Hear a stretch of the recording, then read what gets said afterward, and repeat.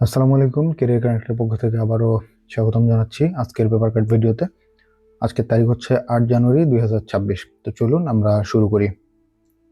আমাদের প্রথম তথ্য হচ্ছে ভেনেজুয়েলায় তেল খাত জাতীয়করণ করা হয় কবে?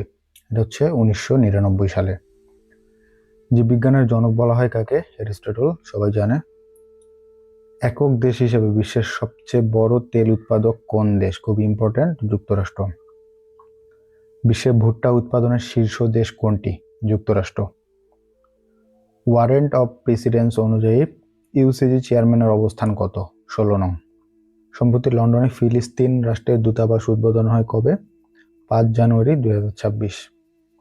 এখানে তারিখটা মনে না রেখে আপনারা যেটা মনে রাখবেন যে ফিলিস্তিন রাষ্ট্রের দূতাবাস উদ্বোধন হয়েছে কোথায়?